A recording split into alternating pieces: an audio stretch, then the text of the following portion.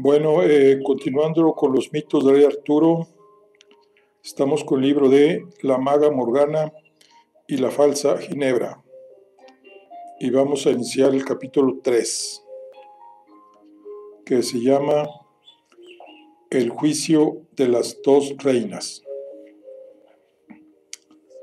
El solemne juicio tuvo lugar al alba, en el patio de armas del castillo, para que los vecinos de la noble ciudad de Camelot pudieran ver a ambas damas a la clara luz del día. Aprovechando la tregua concedida por el rigor del invierno, eran cientos los que se agolpaban a los pies del regio estrado, apostando y discutiendo sobre cuál de ellas sería la impostora. Guarecidas bajo un palio, las dos ginebras eran indistinguibles, dos piezas exquisitas esculpidas por el mismo artesano, iguales en majestad y belleza, radiantes y más distinguidas que ninguna otra mujer nacida en la tierra. El color de sus ropajes era todo cuanto las separaba, oro y carmesí para la que venía del destierro, blanco y plata para la reina coronada. Con todo su pesar, Gawain tuvo que reconocer que era imposible señalar con la razón quién decía la verdad y quién mentía. Compadecía el sufrimiento que atormentaba a su rey, de pie, entre ambas, enfrentado al dilema de tener que condenar a una de ellas y el temor de equivocar su juicio. Gawain, sin embargo, no albergaba duda alguna. Su corazón le señalaba a la verdadera Ginebra. La matrona que las había reconocido en sus aposentos avanzó hacia el estrado. Era una mujer madura, de aquellas a las que ni la muerte ni la enfermedad abrumaba el ánimo. Sin embargo, Gawain notó sus labios temblorosos. Se diría que hubiera asistido al alumbramiento del mismísimo Satán. «Habla, mujer», la instó el senescal desde el atrio. «¿Cuál de ellas lleva en su piel la marca de la corona?» Sir Ator de Daneblaise, el caballero que hablaba en nombre de todos los nobles de Camelers, pues era el más veterano y respetado entre ellos, había puesto en conocimiento de la corte la existencia de dicha marca de nacimiento, que distinguiría sin duda a la legítima hija del difunto rey Leodegrance. Ninguna de las dos opuso resistencia cuando se las apremió a que se vistieran en presencia de un testigo, a fin de comprobar si lo que Sir Ator sostenía era cierto. De ser así, se ahorrarían la humillación del juicio y el rey se libraría de la congoja de la elección. Se diría que es cosa del demonio, sostuvo la partera, con la mirada esquiva. Trató de reunir el aliento necesario para dar la respuesta que todos quieren escuchar. Acuciantes. Ambas damas tienen la misma señal. Una y otra son auténticas. Sonoras protestas ensordecieron el patio de armas de Camelot. Los estandartes se sacudieron con furia bajo un repentino vendaval, enredándose unos con otros.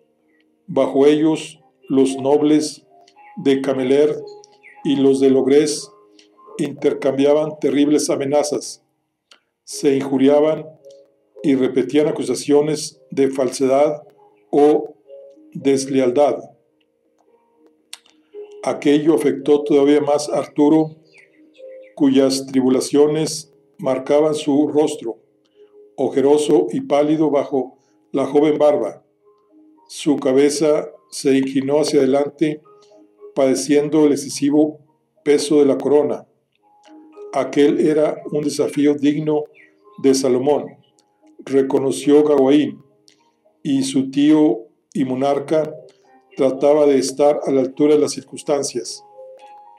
A su lado, Morgana, siempre envuelta en sus ropajes sombríos, le tocó de forma sutil el brazo, en un gesto que aspiraba a reconfortarlo. Parecía revolotear en torno al rey como esos cuervos que servían de compañeros a los dioses paganos del norte. Gawain no podía dejar de recelar de ella, tan versada en las oscuras artes de la hechicería como Merlín. Trataba de llenar la ausencia del mentor del rey con sabios consejos y opiniones. No podía negar que sus argumentos eran medidos y solían brillar por su sensatez. Sin embargo, su influencia en Arturo no parecía movida por fines generosos y elevados, como era habitual en el viejo druida, sino más bien por el ardor de sus propias agitaciones y tormentos. Mi señor, se adelantó Sir Ator, dirigiéndose respetuosamente hacia su soberano. Llegados a este apuro, no es posible dar solución a un asunto tan importante como este, sin el consejo de la nobleza. Nadie conoce mejor a la legítima hija de Leodegrance que aquellos que formamos parte de su séquito, los vasallos que la vimos crecer y convertirse en la virtuosa doncella. Es fácil para nosotros distinguir a la verdadera reina de la impostora, que tememos que no pueda ser otra sino la hija del senescal Cleodalis, cuyo parecido con la heredera siempre fue notable. Indignado por tamaña osadía, Gawain no pudo sino adelantarse para tomar la palabra y rebatir el discurso de Sir Ator.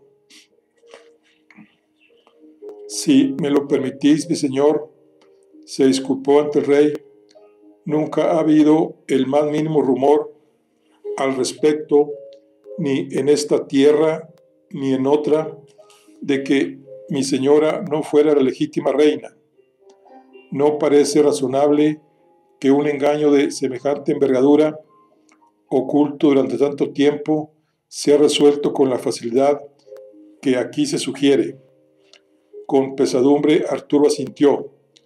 Comparto tus dudas, mi bien amado sobrino, mas mi dama ha renunciado a la defensa del juicio por combate, de forma que será reina aquella que los nobles de este reino decidan, los de Camelert y también los de Logres, determinó. Sir Gawain comprendió que con tal decisión Arturo delegaba en sus nobles el dictamen final y lo hacía de forma equilibrada, pues bien sabía que todos los caballeros de Logres apoyarían a la reina coronada. No parecía, sin embargo, que aquello lo liberara de su congoja, sino que lo hacía porque creía que sería más justo, asegurándose de que su ensombrecida conciencia no enturbiara el veredicto. Poniéndose en pie, tomó de la mano a una y a otra y las hizo avanzar. Vasallos míos, estas dos damas han presentado ante mí una querella.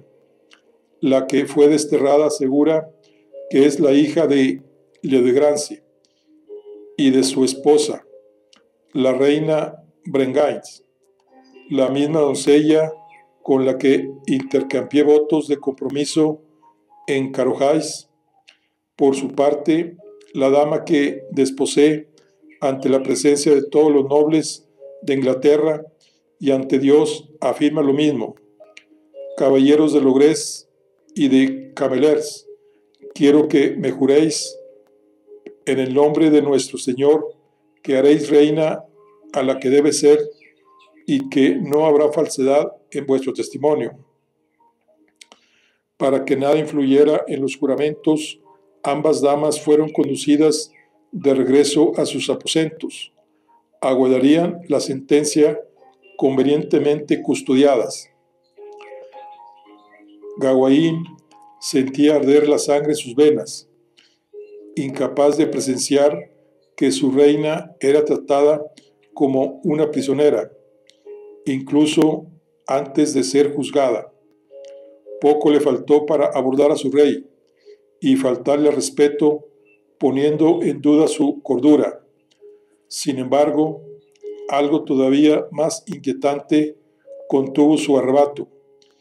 Inspirados por la misma cólera que a él lo agitaba, los caballeros de Logrés comenzaron a abandonar el lugar, negándose a participar en un juicio que habían tomado por delirante y ofensivo.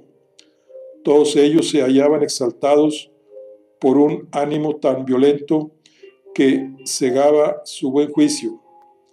¿Acaso no se daban cuenta de que aquella decisión desequilibraba la balanza y pondría el veredicto en manos de los partidarios de la falsa Ginebra? Sumido en la más absoluta desesperación, apartó la vista, dando la espalda a sus iguales. Un frío presentimiento le heló la sangre cuando apreció un sutil gesto tan efímero como desconcertante en el semblante de Morgana. Su tía se había retirado tras los doseles del palio, apartándose del tumulto, de forma que nadie reparaba en su presencia. Por un momento le pareció pálida y aparentemente indispuesta, y estuvo cerca de acudir en su auxilio, pero algo detuvo sus pasos. Su sonrisa complaciente mientras contemplaba con sus enigmáticos ojos grandes y oscuros el caos desencadenado en el corazón mismo de Camelot.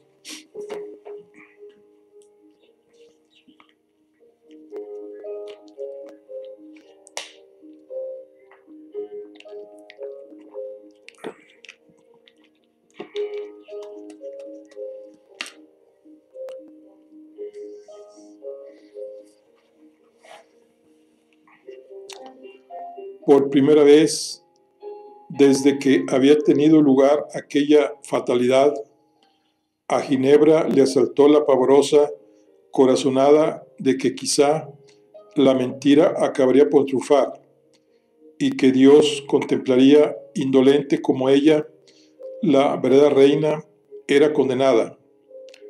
Una confianza ciega en un destino la había mantenido siempre a salvo de cualquier temor. Ni tan siquiera cuando fue víctima del rapto temió por su integridad, segura de que o por sus propios medios o por intervención divina regresaría sana y salva a su hogar. Sin embargo, una emoción nueva la estrangulaba ahora. Atenazado sus miembros el miedo a la muerte. Se daba cuenta de que había pecado de vanidad al renunciar al juicio por combate, convencida de que la providencia la mantendría a salvo de cualquier daño. Su recia voluntad se veía menguada por una debilidad insoportable. La duda de que su destino se hubiera truncado se había abierto paso en sus entrañas, devorando toda su confianza con la ferocidad de un depredador. Su dignidad se mantenía en pie a duras penas, como una muralla resquebrajada, golpeada demasiadas veces. Sus doncellas trataban de animarla, pero ellas mismas la miraban de soslayo cuando creían que no las veía, preguntándose si en verdad no habrían servido todos aquellos años a una farsante. Una de ellas no pudo evitar lanzar un grito cuando unos golpes apresurados sonaron en la estancia, procedentes de la puerta. Sir Gawain entró en la alcoba. El robusto caballero se hallaba presa de una impropia debilidad y a punto estuvo de caer de bruces en el regazo de Ginebra.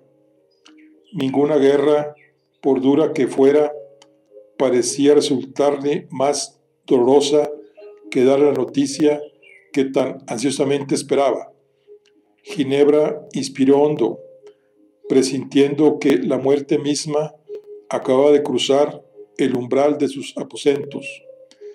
El desmayado ánimo de su fiel caballero le bastaba para adivinar el veredicto. Los nobles han señalado a la usurpadora como su reina. ¿No es así?, pronosticó Ginebra con toda la calma que fue capaz de reunir. Los caballeros de Logres se negaron a participar en el juramento. Aseguraron que no tomarían parte en un juicio tan ignominioso hacia vos, sin advertir el perjuicio tan grande que os estaban provocando.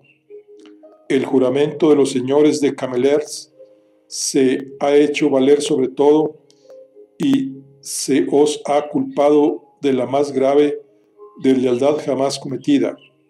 Os han condenado a la horca, mi señora. Ginebra también se sintió desmayar, y sus doncellas la rodearon, rompiendo a llorar y deshaciéndose en lamentos. Pero ella no era una doncella débil y apocada, nunca lo había sido. Respiró profundamente y preguntó cuántos días le quedaban hasta el final. Antes de daros respuesta, debéis saber que la dama Morgana intercedió por vos y rogó clemencia.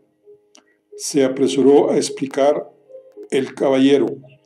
Si bien Ginebra notó que hablaba con cierta desconfianza, en verdad no esperaba un gesto tan gentil de ella.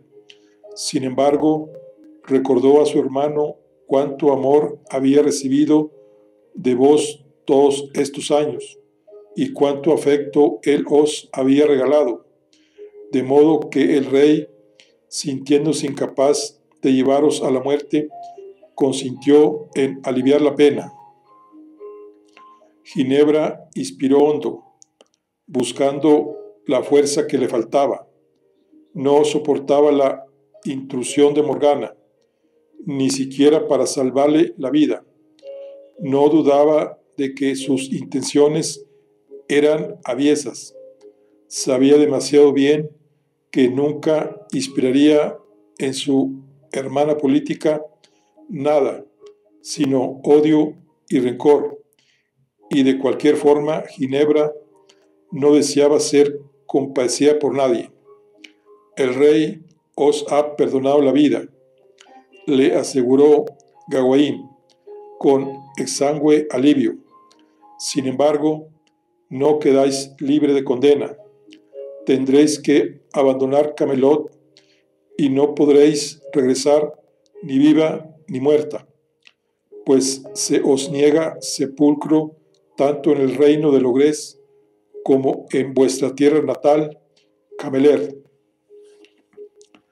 Por el cargo de traición os cortarán los cabellos y también os despellejarán los dedos y las mejillas para que vuestro pecado quede señalado hasta el fin de vuestros días. Ginebra se llevó la mano al rostro y se volvió apresuradamente, alejándose de la vista de Gawain y sus doncellas, de modo que no vieran el pavor que se había apoderado de ella.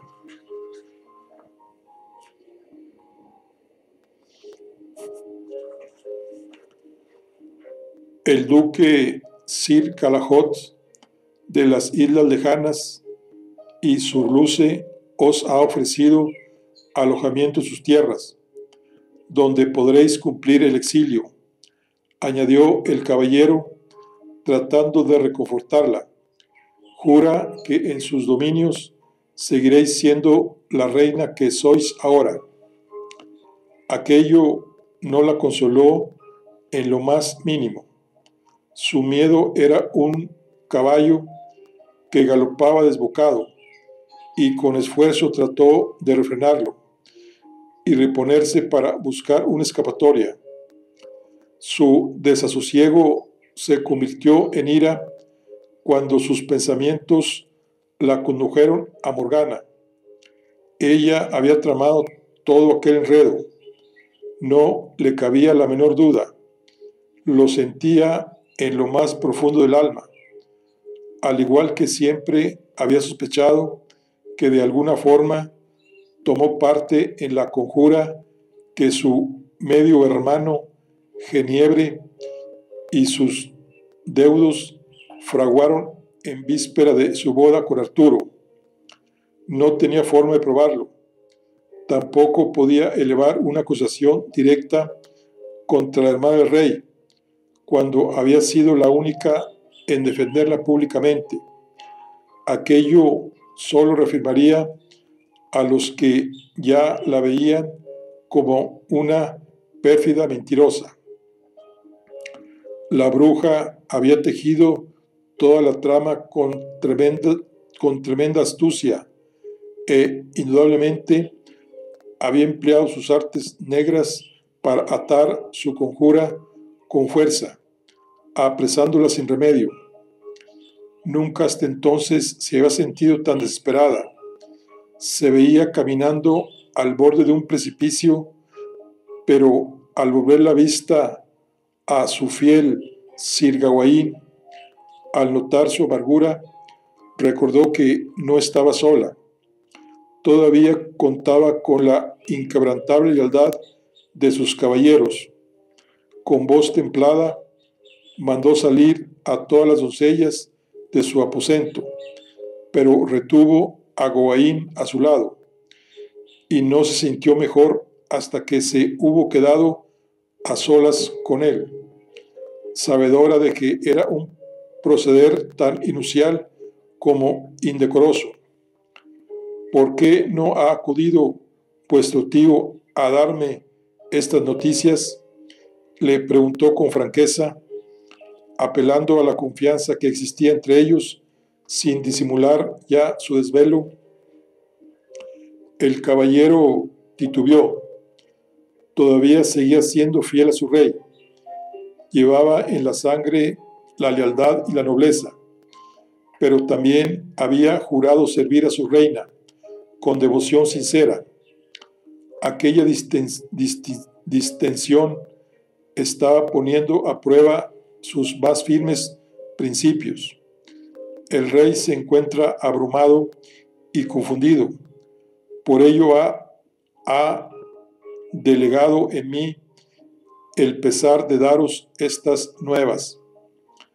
Con la escasa templanza que le quedaba, Ginebra caminó hasta la ventana de su alcoba y observó la ciudad de Camelot. Las sombras de las nubes jugaban por los tejados, ajenas a su dolor. Todavía se advertía agitación en calles y plazas, corrillos de chismorreos y griteríos que anunciaban lo ocurrido. Las noticias corrían de boca en boca. No tardarían en traspasar las murallas de la ciudad y alcanzar el último rincón del reino. No quería abandonar Camelot. Se negaba a tal cosa. Era ahora su hogar y defendería su inocencia a muerte. Si era preciso, sin apartar la vista de la ciudad, abrió el corazón a su leal caballero, confesándole con serenidad y firmeza su más terrible sospecha. Mucho me temo, mi querido Gawain, que vuestro tío y señor ha sido víctima de la hechicería. De otro modo jamás habría permitido que un juicio tan parcial hubiera decidido mi destino. Su voluntad sin duda ha sido controlada por otra de naturaleza mucho más perversa. La sugerencia desconcertó a Gawain profundamente. Ardía en deseos de defender a la reina, y Ginebra vio que no dudaba de que aquella fuera tal y como ella decía, pero algo más lo consternaba. Os creo, mi señora, y a cambio os pido que me creáis cuando os digo que nada me aliviaría más que retar a quien fuera menester para salvar vuestro honor, le confesó él, y cayó de rodillas ante ella, sumido en una insoportable vergüenza. Si el rey no hubiera tomado parte en el juicio, validando la sentencia, hubiera desafiado a todos aquellos que os culpan de traición, uno por uno, aunque fueran cientos. Mas no puedo decir que mi señor ha sido mal juez sin quebrar mi lealtad hacia él, ni tampoco desafiarlo a sangre, pues somos parientes. No conozco caballero que pueda defender vuestra causa en tal oscuro asunto, pues todos debemos fidelidad y obediencia a nuestro rey. Derrotada, Ginebra comprendió que el fervor que sus caballeros le profesaban no podía competir con la autoridad de Arturo. Todos ellos eran vasallos suyos, no solo porque un juramento los obligara a ello, sino porque eran hermanos de armas. Habían luchado juntos en muchas guerras y se habían salvado la vida en numerosas ocasiones. Aquel vínculo, comprendió Ginebra, era más fuerte que cualquier otra cosa. Poner en duda el sentido de la justicia de su señor, afirmar de forma pública que había errado en su veredicto y aún peor, que su razón había sido enturbiada por un conjuro, suponía una grave traición, aunque fuera cierto. La desesperanza se coló en su alma al ver su última posibilidad deshacerse entre sus dedos. ¿Acaso no había un hombre en todas las tierras de los anglos que tuviera la osadía de decir la verdad a su rey? Una llamada a la puerta interrumpió sus agitados pensamientos. Ginebra concedió permiso y el senescal Kay irrumpió en la estancia con afán apresurado, algo inusual en sus comedidas maneras. Un caballero solitario ha cruzado esta misma mañana las puertas de la ciudad, les anunció. Al conocer vuestra condena, se ha conmovido grandemente. Ahora aguarda al otro lado de esta puerta y os solicita audiencia, pues desea vuestro permiso para denunciar el veredicto del rey y batirse por conseguir el perdón para vos y evitar tan cruel castigo. Aquello encendió la esperanza en su pecho cuando ya creía todo perdido. ¿Quién podía ser aquel caballero dispuesto a proclamar la injusticia cometida por el rey de los anglos y dar su vida por defenderla? Aceptó la audiencia e indicó al senescal que lo hiciera pasar sin demora. Cuando el caballero entró en la estancia, Ginebra quedó sin aliento al ver el leopardo de Camelers, bordado en su oscura sobrevesta. Las últimas defensas de su mensura se quebraron al contemplar su rostro. Conmovida por su infinita gratitud, Ginebra rompió a llorar y recibió en amoroso y redimido abrazo a su más inesperado Salvador.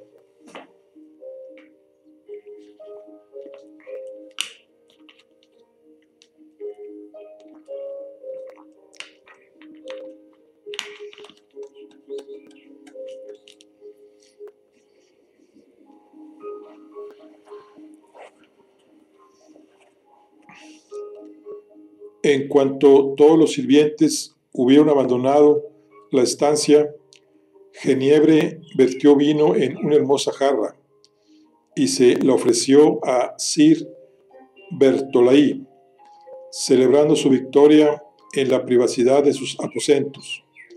Aún no podía creer que por fin su venganza se hubiera consumado y fuera a convertirse en reina. Ardo en deseos de sentarme en el trono, ni por mí, sino por vos, le confesó, radiante de felicidad. Lo primero que haré será rogar por vuestro perdón, de modo que volváis a formar parte de la corte con todos los honores y el respeto que tan injustamente os arrebató mi padre. Confío en que esté ahora observándonos y revolviéndose en su sepulcro. Que vuestro reinado sea largo y lleno de brillante esplendor, brindó Bertolai, riendo a carcajadas. Ebrio de júbilo, bebió a placer de la jarra, degustando el vino y el triunfo más grandioso que había logrado en su vida. Pero un aleteo inesperado interrumpió su secreta celebración. Un cuervo de gran tamaño se había posado en el alféizar de la ventana abierta. Bertolai palideció al verlo, como si acabara de toparse con un espíritu. Con un escalofrío, Geniebre se preguntó si aquel pájaro negro también habría visitado los sueños del viejo caballero. El cuervo saltó hacia adelante y un repentino torbellino sacudió la alcoba con vientos huracanados, haciendo caer el vino y las sillas. Bertolai retrocedió espantado por las fuerzas sobrehumanas que ahí se manifestaban. Su mano temblaba tanto que no acertaba a desenvainar la espada, ignorando que ningún arma podría servirle ante el poder de las artes arcanas. Geniebre, en cambio, no retrocedió. En el centro del remolino atisbó una prodigiosa transformación. Las alas se expandían y crecían de forma desmesurada, convirtiéndose el plumaje negro en una pesada capa. Su pico menguó hasta perfilarse en una delicada nariz. En el centro de su rostro humano, no exento de cualidades extrañas, casi sobrenaturales, rematado por unos insondables ojos verdes, una cascada encarnada se derramó sobre el manto oscuro, culminando el hechizo. La calma regresó a la alcoba, pero un extraño frío permaneció en la estancia. El fuego del hogar se había extinguido, envolviéndolos en una inquietante penumbra. Os doy mi más sincera enhorabuena, lo saludó el hada Morgana, visiblemente languidecida. Unas manchas negras enmarcaban sus ojos hundidos y su piel se veía más pálida que nunca, seca como un pergamino. Parecía exhausta, como si hubiera culminado un viaje de varias semanas bajo duras condiciones. Avanzó hacia ellos con la confianza de una vieja amiga y tomando la jarra que Bertolai todavía sostenía en la mano izquierda, se la llevó a los labios. con la necesidad de quien no ha bebido durante días. Después, más aliviada y recuperado el color de las mejillas, compartió con ellos una sonrisa de victoria, la cual comprendió enseguida Geneviève en realidad era toda suya. No había tenido la oportunidad de conversar íntimamente con la hermana de Arturo desde aquel fatídico primer intento de suplantar a Ginebra. Ahora se daba cuenta de que, al igual que en aquella otra ocasión, todo había sido tejido por ella, desde su rescate en el convento de la isla de Cervach hasta la bienvenida que le brindaron los nobles de Cameleers, extrañadamente entregados a ella y a su causa. Habéis cumplido con vuestro cometido mucho mejor de lo que esperaba, los felicitó Morgana. Ciertamente mis artes mágicas ayudaron un poco, más de lo que había previsto, en realidad. Sin embargo, nunca lo habría conseguido sin vuestra apasionada representación en esta farsa. No demando gratitud, ni pago alguno.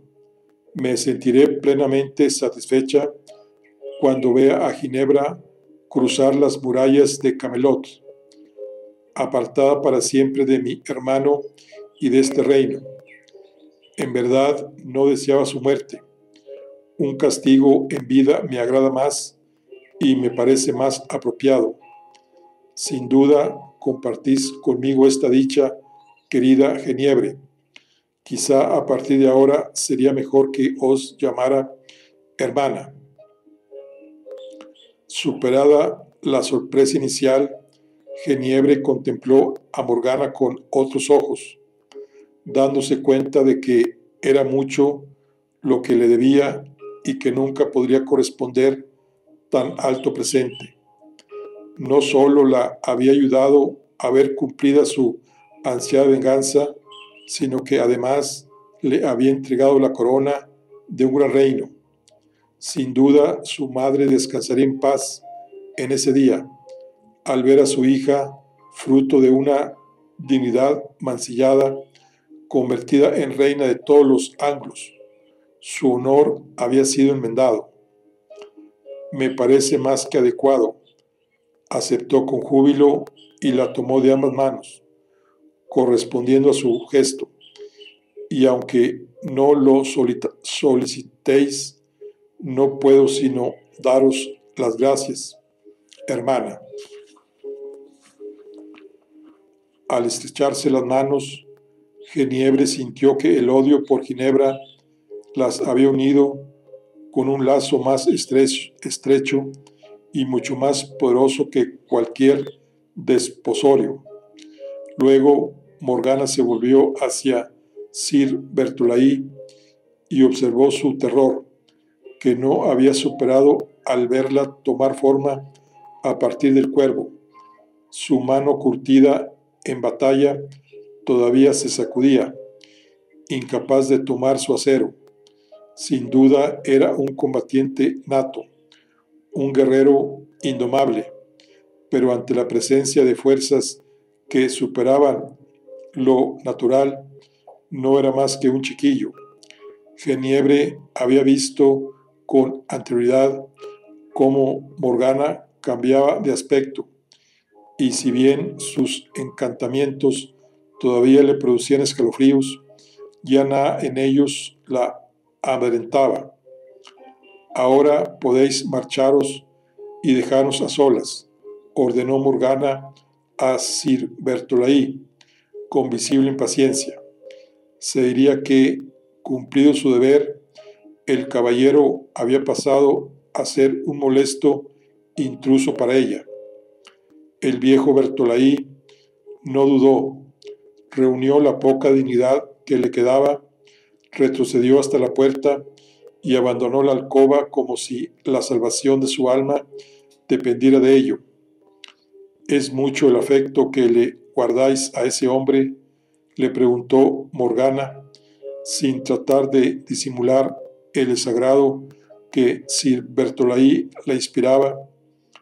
Con la corona habéis ganado un esposo mucho más apetecible que vuestro decrépito campeón.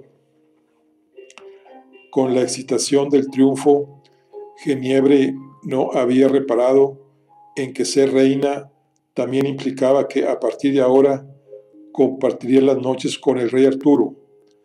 Recordó con deleite su hermosa sonrisa en la corte de Carojais, cuando ella le sirvió vino, siendo entonces la humilde doncella de su prometida. No se dará cuenta del engaño vuestro hermano cuando compartamos el hecho, temió Genevieve. En un gesto cómplice, Morgana le abrió la mano y depositó en ella una pequeña redoma.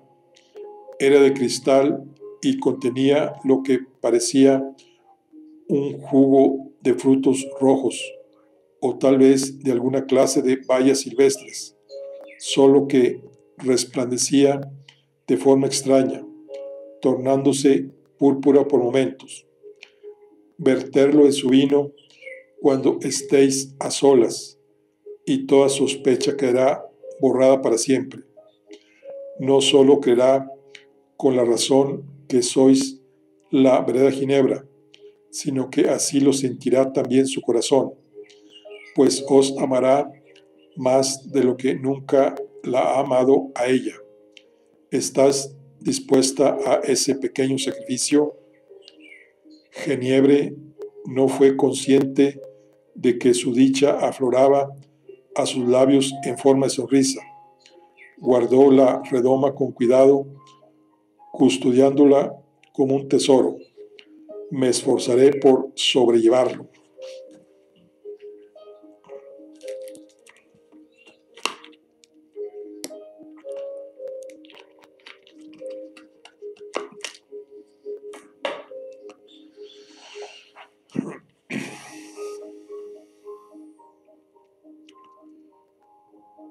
Nunca un día lluvioso y frío fue tan espléndido. Protegida del inclemente diluvio bajo el palio, Morgana había elegido sus mejores vestimentas para asistir al castigo de Ginebra. Le pareció más que apropiado verla llegar descalza, sus blancos pies sucios y embarrados, cubierta su desnudez con una dura túnica de esparto. Su cuidada cabellera dorada caía ahora enredada por su espalda. Muy a su pesar, Morgana sintió una punzada envidia. Aún con aquella desgraciada apariencia, Ginebra seguía siendo la mujer más bella de la tierra, tan digna en sus harapos como si vistiera paño de oro y pieles de armiño. Solo el rey y su ahora legítima reina, Genevieve, ocupaban el estrado para atestiguar la ejecución del castigo. Se adivinaba entre ellos una complicidad nueva, apenas disimulada. Morgana observó cuán embelesado contemplaba su hermano Arturo a la nueva reina, el deseo que colmaba sus ojos cuando se posaban en ella, su intento de rozar sus dedos en forma furtiva y la felicidad con la que ésta lo correspondía. Genevieve había hecho uso de su poción y a la vista estaba. Los efectos no podían ser más satisfactorios. Bertolai, el viejo, no contemplaba con tan buenos ojos esta nueva situación. Relegado a compartir un lugar junto al vulgo, contemplaba con desdén al resto de los caballeros de Cameleers, que soportaban el diluvio sobre sus capas pesadas y sus sombreros, con tal de ver pagar por sus pecados aquella que creían una impúdica embustera. La recibieron con insultos y disfrutaron cuando los lugareños le arrojaron barro y verduras podridas y le escupieron a su paso, creyendo que era la hija del senescal, una sucia conjuradora que había arrebatado su lugar a la verdadera reina durante años. También había un odio genuino en la mirada de su hermano cuando posaba sus ojos en la que en realidad era su legítima esposa. No podía dejar de ver a una intrigante despiadada que había jugado con sus afectos y le había arrebatado a su verdadero amor. Por un momento, Morgana casi sintió lástima por ella. Sin embargo, aquel amago de compasión desapareció por completo en cuanto rememoró todavía de forma hirviente que Ginebra había destrozado el único amor que había conocido. Podría haber gozado de una vida plena y feliz junto a Graelentz, pero ella lo separó de forma impasible, enviando a su primo a un deshonroso exilio, sin que supiera que su amor había dado fruto, pues ella guardaba en su seno un hijo suyo. Aún veía sus ojos llameantes por la ira, aquella mañana que lo sorprendió en el lecho. Los celos y la envidia la cegaban, haciéndola culpable de haberle arrebatado el cariño de su amado primo. Por Ginebra no solo se vio privada de una vida feliz junto al único hombre que la había amado de forma sincera e incondicional, también se vio obligada a regresar a la tierra inhóspita de su marido, el implacable rey Urien de Gore, para entregarle a su niño recién nacido, el hijo de Graelentz, haciéndole creer que era suyo. Ivaín no solo había crecido sin madre, sino que su verdadero padre ni tan siquiera sospechaba que tenía un vástago. Todo lo que ahora sufría Ginebra era en realidad un ínfimo castigo para lo que verdaderamente merecía. No compartía su parecer la nobleza del ogrés que se había negado a asistir a una sanción tan injusta e ignominiosa, y tampoco deseaba avergonzar con su presencia a la que seguían considerando su señora, viéndola rebajada a tan humillante condición. Tan solo el senescal Kay y Sir Gawain permanecían fielmente al lado de su reina, ofreciéndole el apoyo de su compañía en el trance que la aguardaba. El verdugo la esperaba en la plaza con un cuchillo largo de caza en las manos, pendiente de obtener la venia del rey para proceder al castigo. Podéis empezar, le ordenó Arturo con el semblante duro como el hierro. Ajusticiad a esta deshonesta intrigante. Cortadle primero los cabellos y después las manos y el rostro. Que sus gritos y lamentos sirvan de ejemplo para todo aquel que pretenda engaños e injurias contra mí o contra este reino. Os aseguro que cometéis una grave injusticia, le advirtió Ginebra, altiva como siempre, pese a su lamentable condición, y os juro que jamás olvidaré el agravio al que me habéis sometido, pues Dios sabe la verdad en esto, y hoy he de acudir a un campeón para demostrarlo. Sus palabras produjeron un alboroto entre los asistentes. Los señores de Cameler entonaron protestas y el rey frunció el ceño, tratando de discernir qué se proponía. Un gallardo jinete entró al galope en la plaza, y Morgana sintió que le flaqueaban las piernas. Aún después de todo el tiempo transcurrido, reconoció la larga capa negra con el escudo de Camelert y esos cabellos rubios que el caballero siempre gustaba de dejar libres bajo la lluvia de forma salvaje.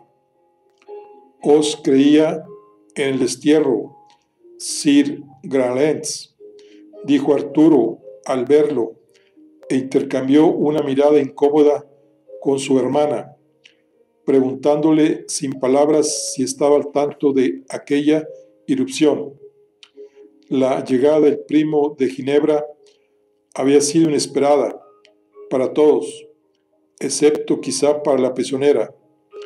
La última vez que Arturo vio al caballero fue para prohibirle que volviera a acercarse a Morgana, tras conocer que éste esperaba un hijo suyo. Jamás le perdonaría que hubiera sido el amante de una noble casada con uno de sus más complejos aliados, el rey Urien de Goré. No importaban los años que hubieran pasado desde aquello. Ciertos méritos me concedieron el indulto, aseguró Gralens con calma. Sin duda se refería a la noche que salvó a Ginebra de sus raptores, con la asistencia del caballero Bertolai. No obstante, preferí mantenerme lejos de la corte de mi tío, el rey Ledogrance, por motivos propios. Morgana podía adivinar esos motivos. Ginebra le concedió su perdón por frustrar la conjura, pero Gralens nunca recuperó el afecto de su prima. Aquello debió de ser demasiado doloroso para él y prefirió mantenerse lejos de Camelers y de ella. Tendría que haber previsto que acudiría en su ayuda en cuanto supiera que se encontraba en dificultades, y se maldijo por haber cometido el estúpido error de no haberle mandado un cuervo a él también. Heme aquí en este día para juraos ante Dios nuestro Señor que mi prima Ginebra, hija legítima de mi tío Ledogrance y de su esposa Brengaine, no es esta embaucadora que tenéis a vuestro lado, la hija del senescal Cleudalis, sino esta a la que de forma tan infame habéis tratado. El juicio y la sentencia que habéis dictado contra mi prima son del todo injustos. Por ello, demando la impugnación y estoy dispuesto a defenderla con armas contra vos mismo o contra cualquier otro. Si hay más de un caballero que quiera batirse contra mí y contra mi palabra, combatiré con gusto contra 2 o 3 al mismo tiempo, pues sé bien que la verdad está de mi lado. Sus palabras levantaron un gran revuelo en la plaza por la osadía de su desafío. Morgana sintió una lanza en el corazón al ver cuánto le importaba a Gralens su prima y la serenidad con la que ella lo exponía a la muerte. Cegado como tantos otros hombres, Gralens no se daba cuenta de que Ginebra se encontraba más que dispuesta a sacrificarlo, si con eso se salvaba de la deshonra. Mi señor, con gusto me presento para justar contra este traidor a nuestra tierra y a su propio linaje, afirmó Sir Ator de Daneblaise, dando un paso al frente. 2 nobles más se ofrecieron a unirse al duelo, Sir Edric de Camelfort y Silcardoaz de Lambal. Todos ellos eran caballeros de renombre, tan diestros como experimentados, observó Morgana. Dos de ellos eran deudos de Geniebre.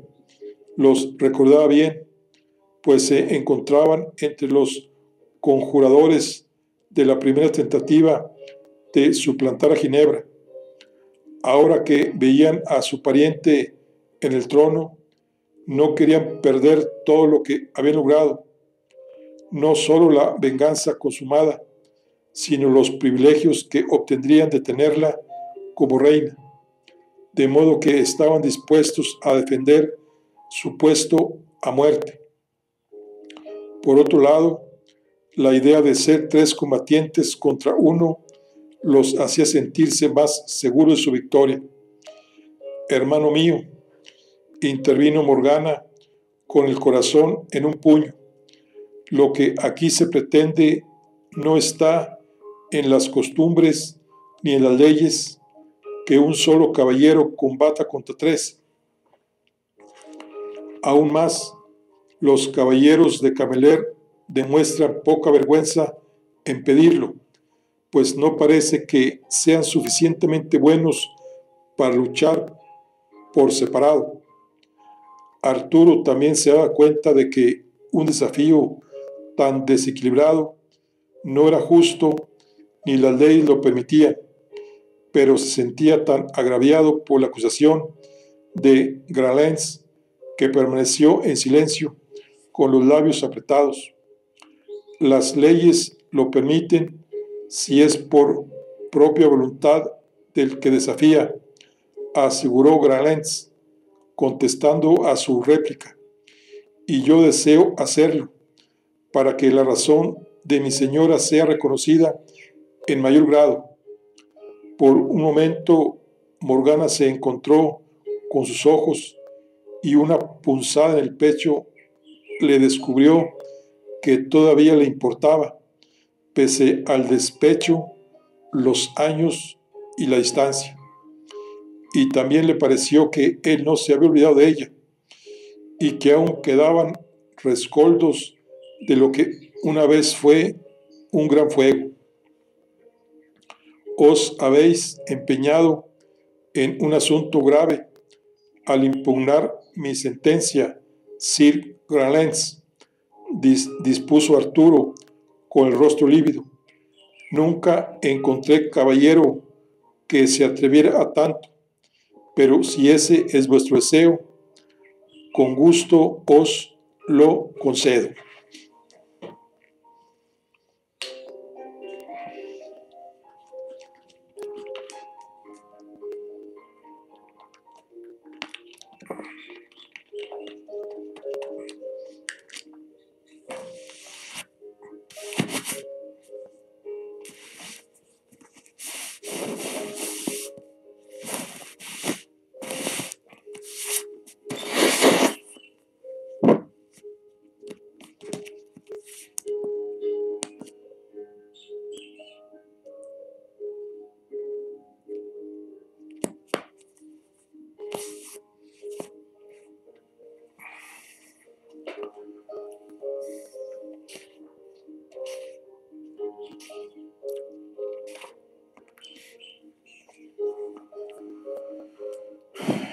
A las afueras de Camelot, a orillas de un fresco arroyo, se extendía un amplio pastizal.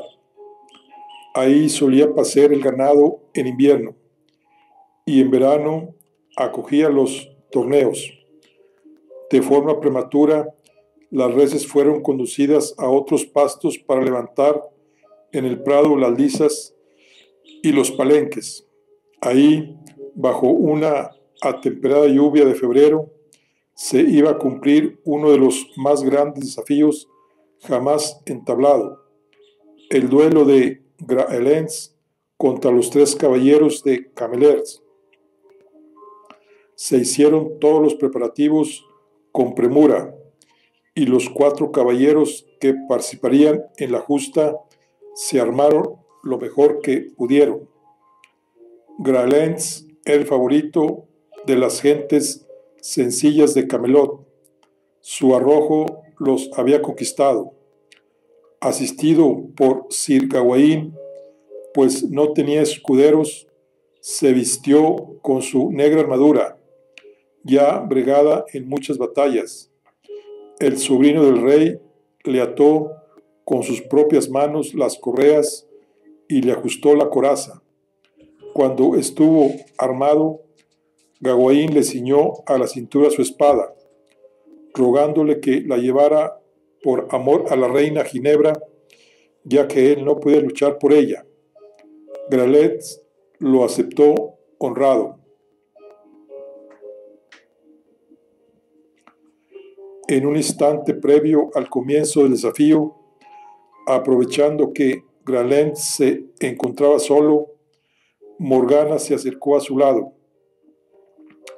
Hacía mucho que se había escurrido de su corazón el odio y el despecho que la envenenó durante años. Con el paso del tiempo, Gralet se había convertido en una palabra sorda en sus oídos, en la lluvia que golpea la piedra, pero al tenerlo de nuevo ante sí, no pudo evitar cierta agitación al encontrarse de aquella forma íntima, aún rodeados de tanto gentío. Morgana, la saludó él mientras terminaba de revisar las correas de su semental.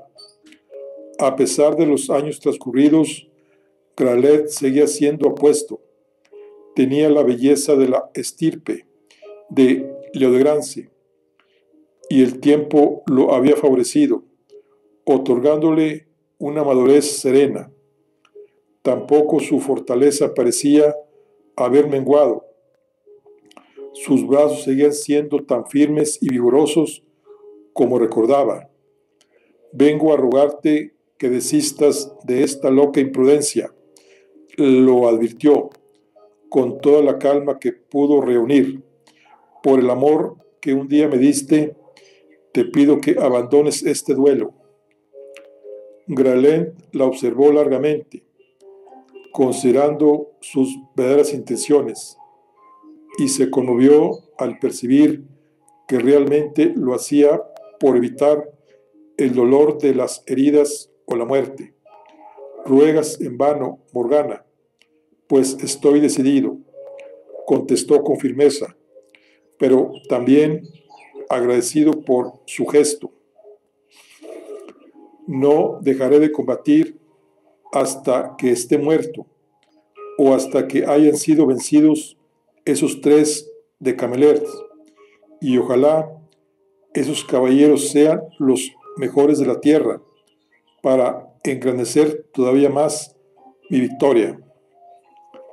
Con gran dolor, Morgana se dio cuenta de que todo cuanto Gralet deseaba era recuperar el amor de su prima y la dignidad perdida, y que solo lo conseguiría de esa forma.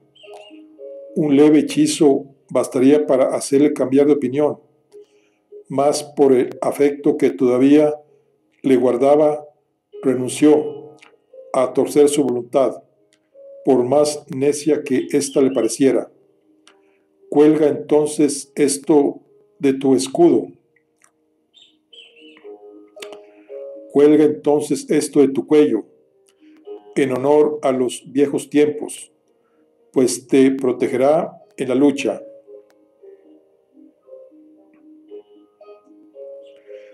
Gralet se sobrecogió al ver lo que ella había depositado en su mano, la cruz tejida en paja de Santa Brígida, el amuleto protector que siempre había llevado en batalla, hasta que en un torneo se deshizo en pedazos.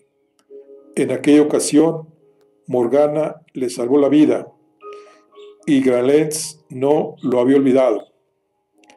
Le devolvió la cruz con la mirada sombría, como si no fuera digno de ese regalo, y al percibir el roce de sus dedos, Morgana sintió la tentación de desvelarle que tenían un hijo con sus mismos ojos, pero en ese momento sonaron los cuernos, llamando a los campeones a la liza, y Sir Gawain regresó para ayudar al caballero a subir su montura. Sin mediar palabra, Morgana se retiró rápidamente y se condujo hasta el lugar que le correspondía junto a su hermano y su nueva hermana en la gradería de honor.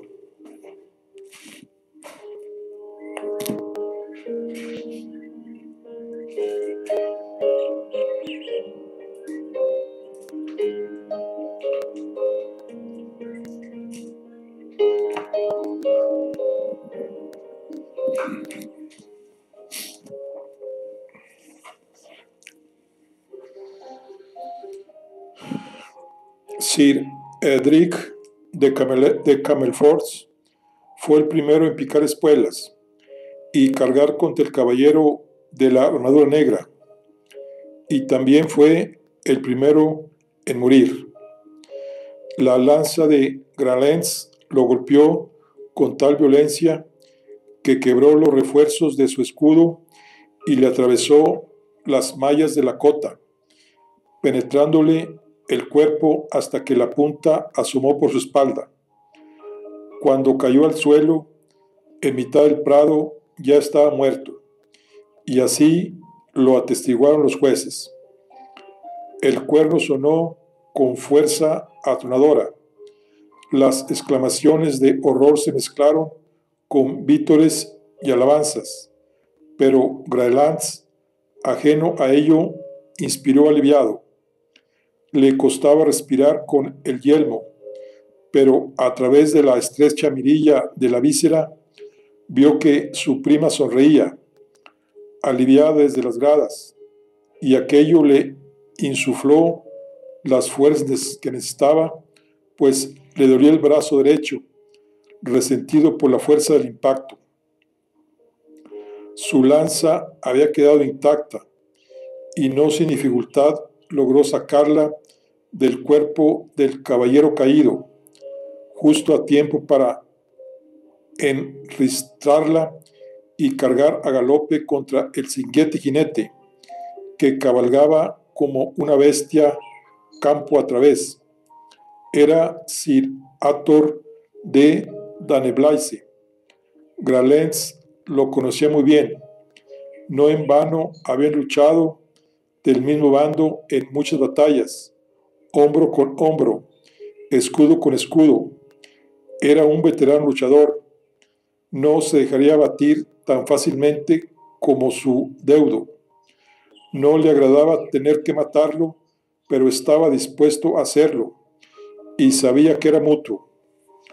Graelens alzó su escudo y cerró los dientes con fuerza, preparado para recibir el golpe contrario, mientras se esforzaba por orientar la punta de su pesada lanza hacia el escudo de su adversario, a través de la fina línea de la visera. El golpe fue peor de lo que esperaba. Una lluvia de astillas le nubló la vista, pero se esforzó en no caer de la silla y mantenerse erguido. Su caballo resopló, incómodo, y por un momento no supo cuál había sido el resultado de la lid. Tan solo refrenó su montura y volvió grupas preparado para defenderse, por si era atacado por el tercer caballero. Su escudo estaba abollado, pero había soportado bien el envite. En cambio, había perdido la lanza que se había quedado incrustada en el escudo de Sir Ator. Si su coraza no hubiera sido de tan buena forja, habría compartido el mismo destino de su pariente. Ahora, el orgulloso caballero se encontraba de espaldas en la hierba, esforzándose por levantarse y desenvainar su espada, ya que había perdido la lanza cuya punta había quedado reducida a esquirlas al golpear el escudo de Graelens. Graelens también desnudó su espada, que era en realidad la de Sir Gawain, y descabalgó, pues no quería que nadie dijera que había matado al viejo combatiente desde una posición de ventaja. Su tercer rival, en cambio, no contemplaba esa clase de cortesías y cargó a caballo contra él con la clara intención de arrollarlo bajo los cascos de su bestia. Todos los presentes contuvieron el aliento. Con una ágil finta, en el preciso momento, Grajelens dejó pasar de largo la punta de la lanza y descargó con todas sus fuerzas su espada en el muslo de Sir Cardojás de Lambale, seccionándolo hasta el hueso. La sangre le salpicó la cara y empezó a manar a borbotones de la pierna del jinete, mientras éste gritaba como un becerro. Grajelens sabía bien lo que eso significaba. Sir Cardojás no tardaría en morir desangrado. Un golpe traicionero en la cabeza lo hizo caer al suelo de rodillas. Sir Ator lo había embestido mientras se recuperaba del ataque de Sir Cardojás y lo dejó seriamente aturdido. Sabiendo que si no se ponía en pie sería hombre muerto, Grajelens sacó fuerzas de flaqueza, pero otro golpe, esta vez en el hombro, lo derribó de costado. La vista se le nublaba por momentos y su corazón palpitaba con la fuerza de 1.000.000 de tambores, presintiendo la muerte inminente. La sangre corría como ríos por su sien, manchando su cara y escurriéndose por su cuello. Grajelens se sintió ahogarse dentro de su yelmo y no tuvo más remedio que levantar la víscera para no morir asfixiado. Brígida, a ti te recurro en esta desgraciada hora. Préstame tu auxilio, le imploró a su protectora. Fuera santa o diosa, no le importaba, con tal de que escuchara su rezo. Una inesperada oleada de fuerza recorrió sus miembros y recobró la vista justo a tiempo para alzar el escudo y parar la espada que Sir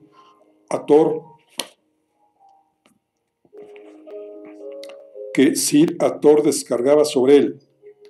El segundo golpe no llegó a su destino. Grajelens interpuso su propio acero en la trayectoria y barrió las piernas de su contrario, haciendo caer de espaldas al orgulloso caballero con todo el peso de su cuerpo y de la armadura. Embargado por un renovado vigor, logró alzarse y devolvió a Sir Ator todos los golpes que de él había recibido, uno a uno, con mayor contundencia. Su oponente se revolvió con fuerza y eso encendió su cólera, sumiéndolo en un ardor en el que afloraron sus impulsos más primarios. Toda la ira que guardaba dentro salió desatada. En cada uno de sus golpes vengaba las ofensas que los nobles de Camelers habían infligido a su señora, pero también rememoraba su propia humillación, aquel momento que supuso su caída en desgracia cuando fue descubierto por su prima yaciendo con la hermana del rey Arturo.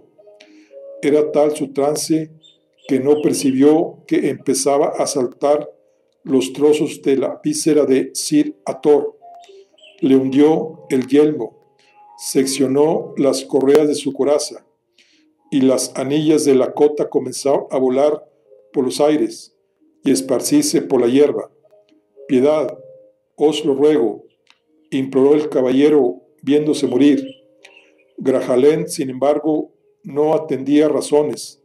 Su espada no cesaba de caer una y otra vez como un hacha que secciona un roble. Tardó en darse cuenta de que En su brutal ataque, la sangre ya salía por las mallas de la ventana del yelmo de su adversario. Entonces le arrancó la protección de la cabeza y siguió descargando sobre él sus puños hasta dejarlo casi sin sentido. Me rindo, gritó Sir Ator al borde del desmayo. Habéis vencido, lo juro por Dios.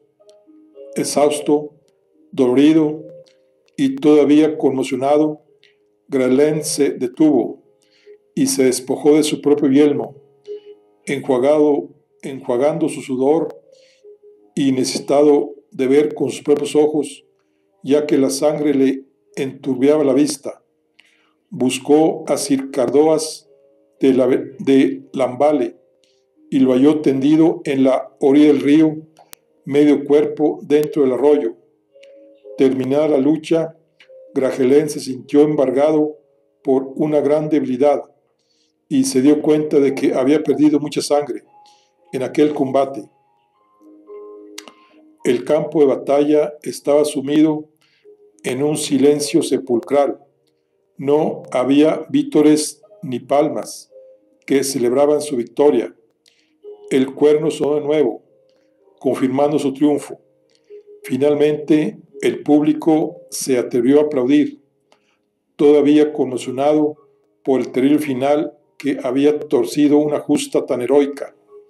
Ginebra, en cambio, estaba resplandeciente de felicidad, todo lo contrario que la reina que Arturo tenía a su lado, cuyo rostro había palidecido.